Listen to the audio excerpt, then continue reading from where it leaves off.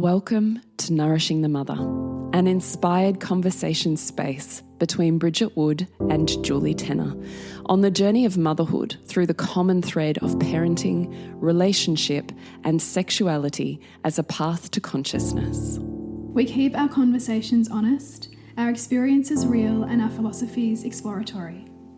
We believe that in order to raise incredible humans, we first have to raise ourselves. We know that in order to rock the family, you've got to nourish the mother. If you are here, you care about paving a path of conscious and intentional motherhood, connected with yourself and your gifts, and also illuminating your children in theirs so we may raise more whole humans who can impact this world in a more humane way. If you desire to integrate your learnings practically and supportively, head on over to bridgetwood.life or julietenner.love to go deeper. And for all live-streamed pre-release podcasts and all our free content, head over to our free Facebook group, Nourishing the Mother with Bridget Wood and Julie Tenner. We are Julie Tenner and Bridget Wood, and we are so grateful you're here. Hello and welcome to Nourishing the Mother. I'm Bridget Wood. And I'm Julie Tenner. And today's podcast split over part 1 and part 2. So for your listening pleasure this week and next week, because there's so much in this conversation. Oh, it's gold, like so many nuggets. Oh my goodness. Recession proofing your family financially and emotionally with Coco, the astro-economist. And she is going to blow your mind. So we really hope that you enjoy her and all of her lived wisdom, and that you find pieces of yourself in her story that soothe your nervous system and inspire your heart to build the life and the wealth that you're seeking. So we're just going to quickly read out her bio so that you have a grounding before we jump into the interview with Coco. So Coco is a Tahitian-born, French-speaking, straight-talking Aussie who's lived many lives, from corporate career and self-made property millionaire in her 20s to taking over her family's commercial cleaning business and learning how to come back from losing it all in her 30s. Business is her bread and butter, but what is her lifeblood? It's seeing the incredible women grow in their business journey and overcome their old stories and paradigms. So if you're looking for a place to bring the work to the woo and make the inner work the everyday, then she says, grab yourself a carton of chocolate coconut water and let's get to know each other. And it delights me, her bio, because it's exactly how she is, right? Yeah. I mean, what I just love about Coco is that she's so accessible, and in revealing so much of herself, it gives so many other women permission to dream maybe things they didn't know were possible, which, we absolutely adore. So please enjoy this part 1 podcast with Coco. So welcome to today's podcast, Recession Proofing Your Family Financially and Emotionally with Coco, the astro-economist. Welcome, Coco. Hello, ladies. Thank you so much for having me on. It's so good to have you here, and just so pertinent, I think, at the moment with all of this fear, and I think for some families, overwhelm as we're seeing interest rates rise and the cost of living rise. And we just thought, let's get you here because we know that you have a really personal experience of, the emotional roller coaster that is the economy and investing and finances. And also you have a really great insight into the emotional governance that's required, which for our listeners and for us personally is really important, having family such a central focus. So I guess, can you tell us first of all why it's become such a personal, I guess, journey or focus for you to really empower women in finances? Because you talk a lot about the daughter economy. Can you share that? Yeah. So for those of you who don't know me, which is probably the majority of your listeners, I've been in business since I was 18, and I'm 36 now. And all those years ago, there was many women speaking openly. And I still find to this day, people aren't really speaking openly about all sides of finances.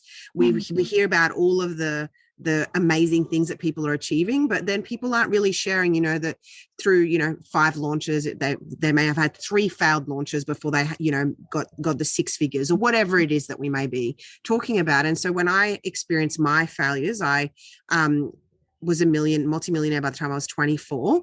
And then I lost everything at the age of 27. And then I was rebuilding, and then I lost it again at the age of 32. And now I'm also again rebuilding. And the biggest thing about that is I had no one to speak to about it. I felt like I was a failure. I felt that, like, what was I doing? Like, I was doing all the things and everyone else is doing the things, yet they're thriving and I'm not. And so for me, it became really important to have that conversation so that people felt that they were not a failure. And I thought, at first my ego really didn't like that I was opening up about it. But then I realized, and as you guys have mentioned, the emotional part of it was key. And it took me losing millions twice to realize that the primary reason why I lost it once and then a second time is because I hadn't worked on my emotional stuff. Man, such a huge sentence. Yeah. And so I'm like, no one is talking about this. Oh. And so I was just like, I have to. How can I not? Hang on. What does that even mean for someone who just heard that? I realized I built it and I lost it twice because of where I was holding or sitting, or I can't even think what you said right now. My brain just like popped. I can't even remember what I said. No, but emotionally, like just string that out a little bit for us. Yeah. So when I became a multimillionaire at the age of 24, there was no one around me that had reached those heights.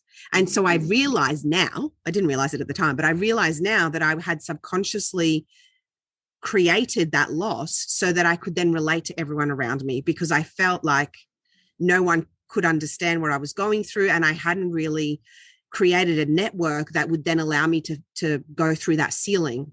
And so then instead of going through the ceiling, I decided to subconsciously burn it all down, because I knew how to get back to that ceiling. Yeah. So and it was safer in a way, like subconsciously, because you didn't have anybody to almost calibrate to that would make anything more than that safe or like known. Exactly. That's exactly right. And then the second time around, I lost a lot of confidence because of the first time, and I didn't work on myself emotionally. I had started to after the first time, but I didn't, again, have the right mentors. I didn't have the right coaches around me. I didn't have the right network. And so it's almost like I had to prove to myself, again, subconsciously, that I was a failure. And so, you don't know what you're doing. Yeah. We swear on this podcast? I'm not quite sure. We're yes, you can. Just checking. I should have checked it before. But, I was like, you shit. Like, you don't know what you're doing. So prove it to yourself. And so I did. I proved it. And then after that, I was like, this is so exhausting. Like rebuilding, anyone who's in a startup or anyone who's considering, or you've got a side hustle with a full-time job, it is hard work. And I was like, how many times am I going to do this whole, like, build it up, burn it down, build it up. And I was exhausted. I'm like, I don't want to be doing this until I'm 70. Yeah. Like, this is ridiculous. Yeah. So what happened then? So you're like, this is ridiculous, not doing this anymore. Yeah. So in 2016, I was 30. And that's when I kind of started to see that things were about to fall. Like, it was a house of cards, and I could see that things were going to go down that path again. And I attended something called Path of Love.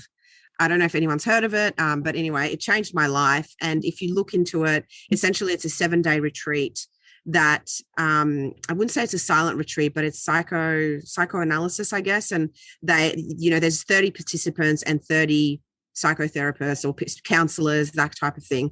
And they essentially break you down to your core. Wow. And it took me 5 days. I would not let go. It took me 5 days because I was like, no, I'm like, I don't need fixing, even though my soul, like, that's the first time. It was actually 2016 to this month, July. And I saw it on Instagram that this girl had gone, and my soul, it was first time I listened to my intuition, and it was like, you have to do it. And usually I'd tell, in my mind would tell me my mind, I'm an Aquarian, right? So my mind rules my everything. And so since 2016, I've been on this journey of getting out of my head and listening to my intuition. And my intuition every time I look back now, and every time I was about to fail, my intuition was like, don't do the thing. And my ego took over and I did the thing. And that's what made everything fall apart. Mm-hmm. So now everything I do is intuitively led. And that's why I talk, I coined myself the astro-economist, because I truly believe that, well, and we know this, economy is part of the cycles. And so, everything is like the lunar eclipses and the full moons and all that kind of stuff, just like the tides of the ocean. Everything happens like that with the economy. And so being able to bring that to the forefront of people's minds and understanding how we as humans are also the same, that's when I uncovered like the secret source of myself, for lack of a better word. And so that's 2016. It took me 5 days to break down. And when I broke down, I don't really remember it because I went into this state of unknown, you could say. And when I got out of that state, the lady that was with me said that I had so much anger in my body that it took 5 men to hold me back. They had a punching bag and they had 5 men behind the punching bag because I had so much anger. And I'm not a big girl. I'm pretty small. Yeah. So, that started the journey for me. I've never actually shared that before. Yeah. And that started for me this whole journey. And ever since then, I've just been uncovering. And then, 2 years later, I had that my second breakdown, you could say. And now, like, I'm so grateful that I've gone through that, because I know exactly from a practical perspective how to work with wealth and money to really set things up so that doesn't happen again. But also emotionally, I can see what people are going through when they're about to, when things are going crazy in their life financially, and their whole being just wants to run away. And they're like, how is this happening to me? So it's just anyway, that was a bit of brain dump. I love it. It's a good question. but I mean, I think what you did is you put us there, and like part of me was like, fuck, I couldn't do that. But that would be me. I would hold on. I would be like, fuck it. I'm like, because it's like, like you're fighting to the death, right? Yeah. Like your identities that are trying to hold on and justify like all the reasons. Oh, that's huge. I just want to ask, so yes. When you say, I didn't know that I had to work on myself emotionally, what in the end could you, well, I don't even know if it's possible. Can you pinpoint and go, these are the things that I had to work on emotionally? And part B to that question, do you see those things in the women that you work with often? Yeah. So part A, what were the things? I mean, now as myself today, I always say I'm a different version every day. As who I am today, I would say that the things I needed to work on were definitely my worth. So I've come from, my family background. My parents came from farmers. So, dairy farmers. So you work really hard. And then my parents were in hospitality. So it's always been in these industries where you have to just, the hard yucca kind of industries. Yeah. And then, or just realizing that I don't have to work and slog myself to make money, and not just a living, but actually make really good money.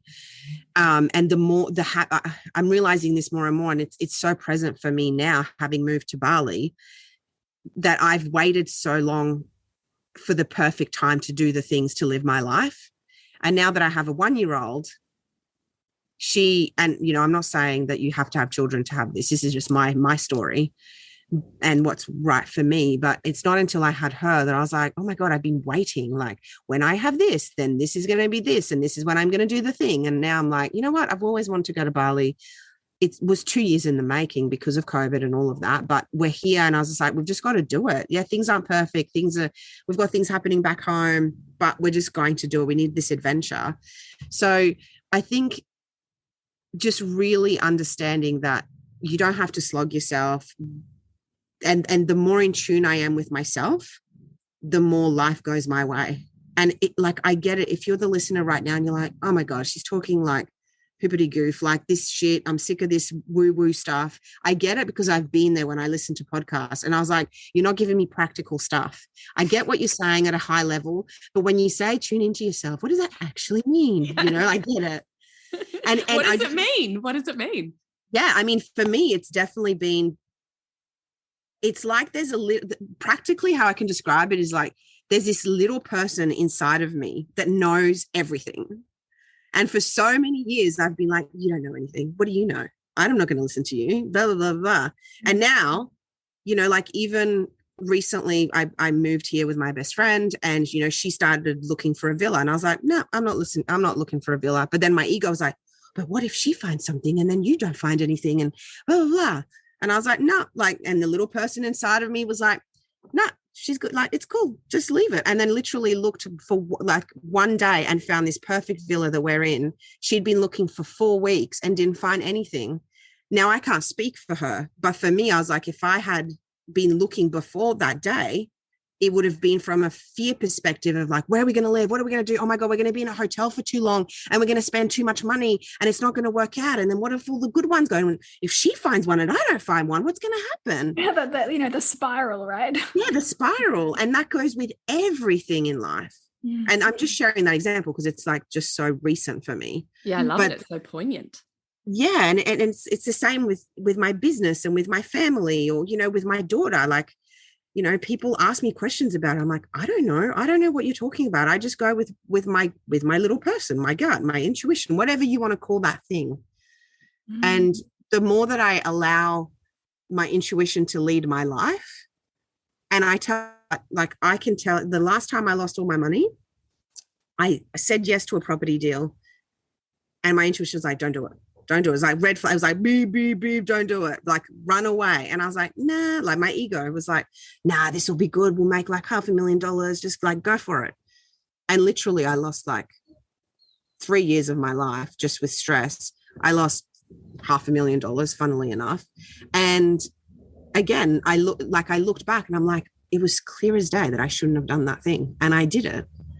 And so I just have these really big moments of, and now every time I go against my intuition, it's just even little things like, if I leave a water bottle on the table and I'm like, oh, my daughter's going to get that, my little person's like, oh, you better put that away. I'm like, oh no, she'll be fine. It'll happen. And it's just little signs to remind me that you didn't listen. Yeah. If you're not listening now, what are you not listening to? Which is a great reminder, isn't it? Like, the little things, practice with the little things. Exactly. And I think too,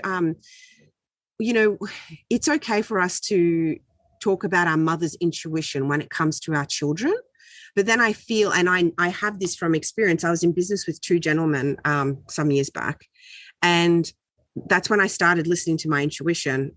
But they because I couldn't practically give them a black and white answer, they were like, you're just talking. Like, no, if you can't justify why, I'd be like, we shouldn't buy that property. We were doing property development. And I said, we shouldn't buy that block. It's not going to work. There's not enough in it. And they'd be like, well, why? And I'm like, I don't know. I just have this feeling. Yeah, it's minimized. Yeah. And they're like, well, no. And they bought it. And then, I left that company and they were 3 million down because, again, they didn't listen to my intuition. And I know, like, so I've just had so many moments of like, now I'm like, if I don't listen, it's suicide for me, I love it so hard. So I just want to clarify for all of our listeners that what you're saying is building your intuition can lead to a more abundant, financially savvy life. Yes. And I know you're listening right now going, oh, what does that mean? I get it. But yes, that's what I'm saying. Well, also, I think that that's a relief for probably most of our audience, because this audience spends so long on building their intuition and returning back to home base and really doing that anti-culture stuff of coming back home to self and choosing self over the louder noise. And the conditioning and the shoulds and all of that. All of it. Oh, that's so good. So I just wonder, that's why I wanted to just hone in on it, to get clarity from someone who clearly has lived wisdom, which is so much better than just intellectual knowledge, right? Yeah. Just to go, this work that you are doing on yourself can also be applied to your money. And I feel like the biggest work is trusting yourself. That's the first step. The second step is making sure that whoever you share your home with or whoever you're sharing your finances with also trusts that. Because when you're making a collective decision that comes from that place, let me give you an example. I was married when I was young and I'm now divorced, and my ex-husband and I are still friends. And recently I had a dream about his cousin. And I was like, I just texted him. I was like, is she pregnant? Like, I feel like your cousin's pregnant. Anyway, it ended up that she was pregnant and I didn't know. And he said, oh, I finally understand, like, you do have really good, because we were together when we were very young. You do have really good intuition. And I was like, man, it only took you 15 years, like far out, and now my partner now is like, okay, if that's what your intuition says and that's what we should do. And so I know that that's like the next step in a family unit, to really be like, okay, I have to trust myself. And then I have to show my partner, my other half, my husband, whatever your person is, that this is a thing and it will serve us in the right way. And that can be just as hard as trusting yourself. I just love that. Let's get on to the good stuff, Bridgie. Well, that was amazing stuff, but let's get on to recession stuff. This is a beautiful segue then into knowing what is intuition and what is emotion, because the things that quickly destroy wealth building and wealth holding is emotion, right? And right now there's a lot of emotion and fear in the collective, and certainly perpetuated by mainstream media around where we find ourselves in the economic cycle. So sometimes we can think, oh, my intuition's saying quick, don't do that, or it's reactive. Your intuition is very clearly shaped a lot by your knowledge base and your that's true. Insight, right? Which gives you therefore a capacity to lean back on intuition because it's not so held on, it's not so gripped by emotion. So can you share a little bit with us where we find ourselves in the economic cycle right now that tells you and says to you personally, we're heading for a recession? Look, I didn't say this at the beginning, but I just want to say I'm not a financial advisor. I'm just, someone who loves this stuff, and I just share my experiences. From what I've studied of this economic cycle, we still have a few years. We still have 3 to 5 years. It's, based on the cycle, based on the data. Everything I'm saying is based on, it's called technical analysis. So what that means is that we review data for the last 100, 200 years. And through that, there's cycles, just like when we get the book about the tides, that's all based on cycles. This is exactly the same thing. And it's predicted based on that the recession will be around 2025, 2027. So and this can be charted back longer. 200 years. Yeah. And it's happening, and this is why you call yourself the astro-economist, because it's also mapped astrologically well, isn't it? Correct. Yeah. So there's always key dates that line up with I'm just trying to think of the what is the solstice. No, is the 21st of June and 27th. There's always like really big things that happen in the markets around the solstice on either side of the year. So there's definitely a lot of, what am I trying to say? There's a lot of synergy between the markets and astrology.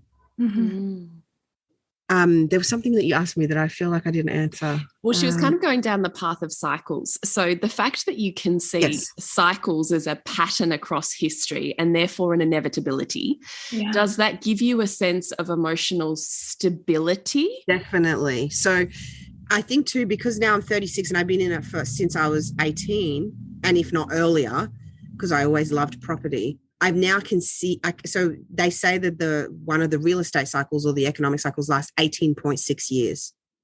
So I've already kind of seen the half end of one, and now I've seen a full one, and I'm, hopefully I'm around I will be for the next 5 years. But a clear sign at the moment is that, lots of buildings being built. So I've been traveling the world the last few months, and it's true. You see cranes everywhere. In every city that you go to, there's cranes.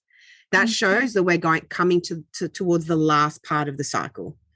Then we're starting to see in the media. So when you're listening to the media, try to, firstly, I don't listen to the media. But if you choose to listen to the media, listen to what they're saying. So for example, ANZ just bought out Suncorp.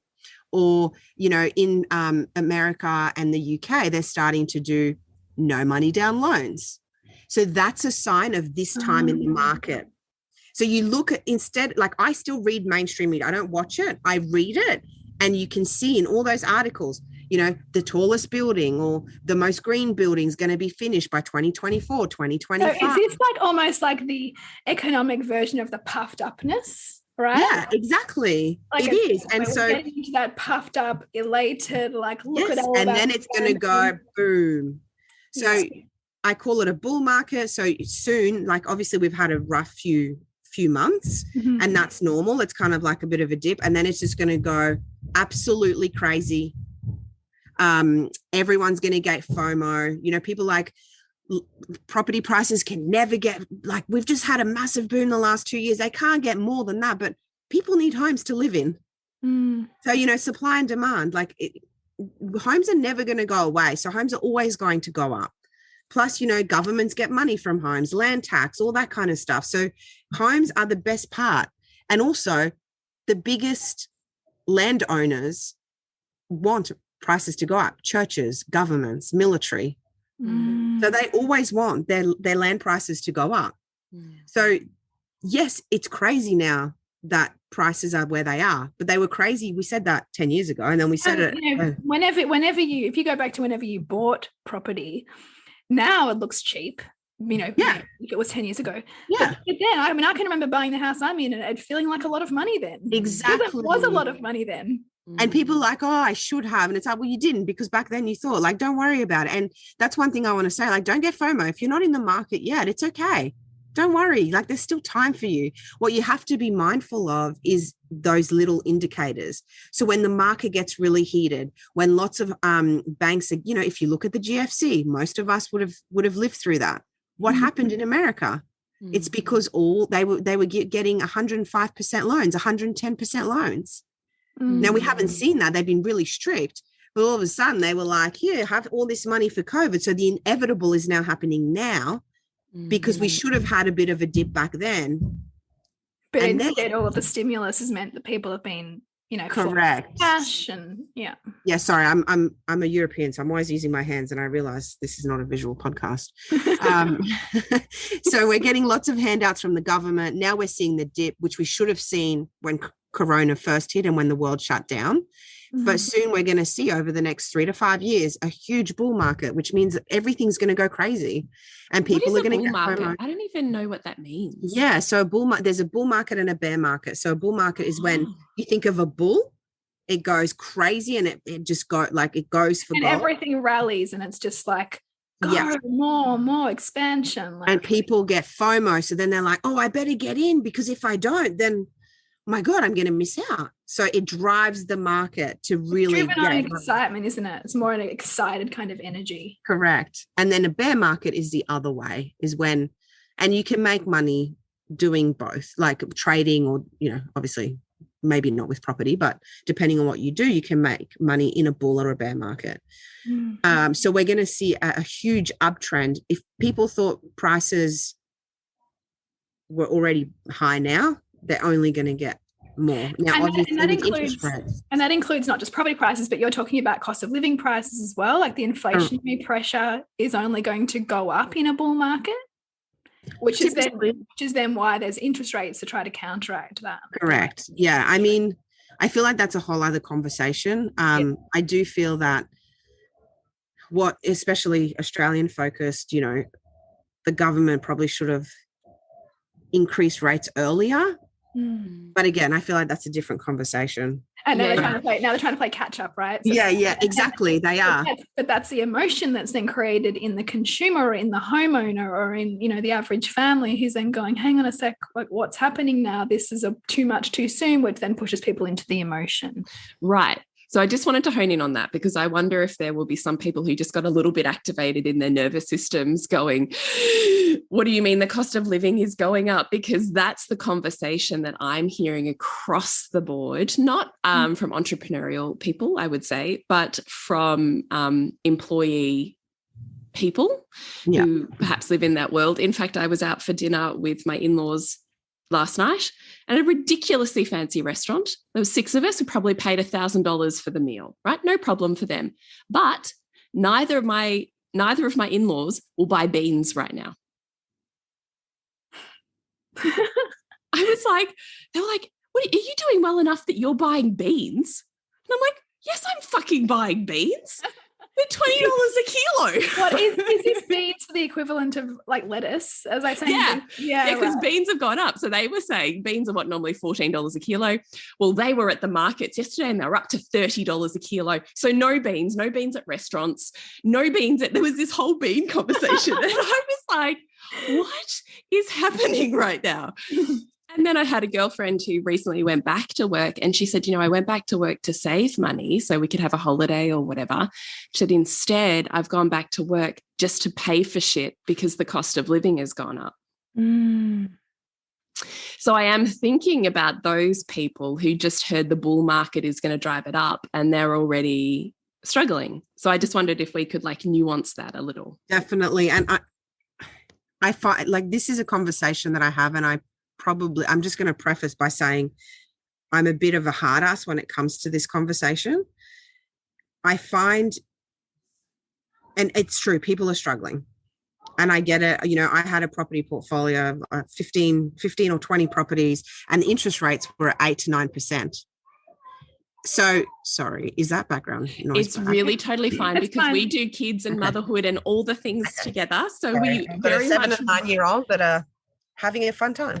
We welcome it. So I understand when interest rates go up. I understand the pressure and I understand, everything that everyone's feeling. What the really interesting dynamic at the moment is things, tools or suggestions that I would have for people maybe 5 to 10 years ago are really hard to apply right now. So I'm going to be really honest with people. In the past, it would have been like, get rid of your mortgage and go and rent. That way you don't have your maintenance expenses and the landlord can pay for all of that and you can put that back into your weekly budget. With the way that the rental market is these days, and this is in Australia. If you're somewhere else, I'm sure it's similar. It makes it hard to make suggestions like that.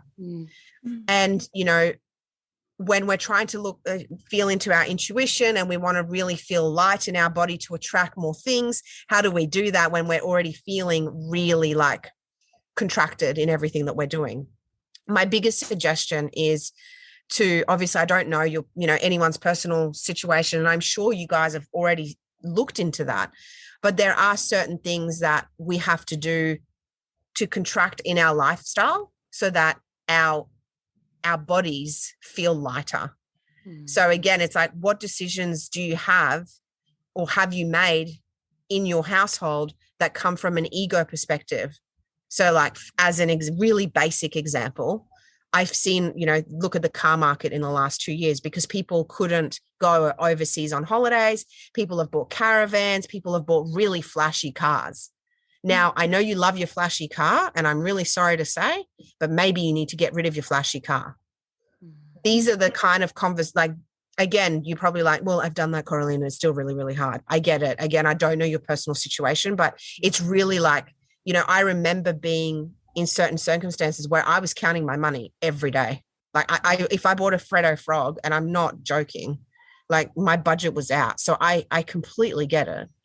But I feel like sometimes, so that our mind and our head and our hearts for our family, because when we're not right, everyone feels it, even when we're trying to hide it. Yeah. What can we do? It might be short-term pain for long-term gain. And I know that's not what we want to hear. I also see and think about and have made suggestions about what type of additional income stream that's not going to take you 3 years like a startup, or can you add to your household without having to go back to work? Or maybe you both are in full-time jobs and you're like, we don't have time. We have children. Like, we don't have time for another income stream. And I always say to people, like, you have a gift. Everyone is really good at something that we just think everyone else is really good at. What is that thing that you can outsource? Sorry, that other people want to outsource, that for you is a no-brainer. And it would take absolutely no effort. And because you know it like the back of your hand, then you could charge some money for that. And it might take you an extra hour out of your day that you might not be able to sit in front of the TV and do something. But if it brings in another couple of $100s a week, then why not? Yeah. So I really invite people to look at that kind of stuff, because I feel that, you know, even for me, it took me so long to embrace the things that I knew because I just assumed that everyone else knew those things. But then when I actually took stock of all the things that I know and I've done, you know, for anyone that's in their 30s, 40s, 50s listening, you have skill. You've done stuff in your life that for other people, they're like, wow, how do you do that? I didn't even know how to do that.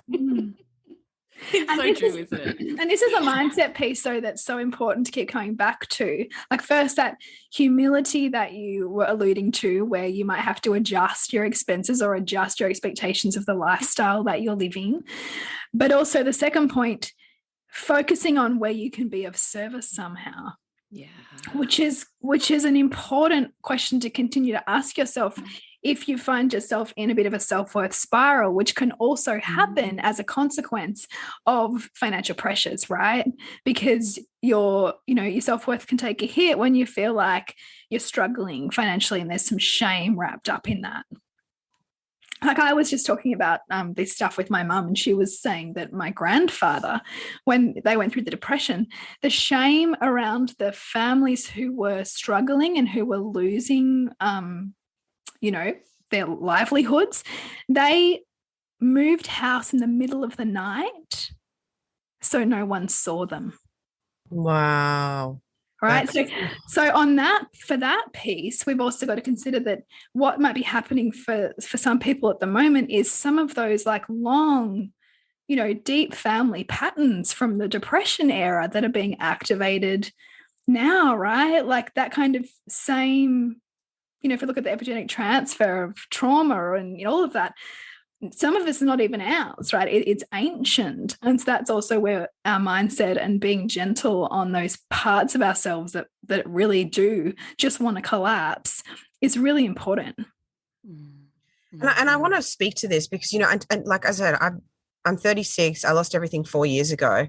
And just to give everyone some sort of like anchor into where I'm at, for the last 7 years, I've been living with my parents.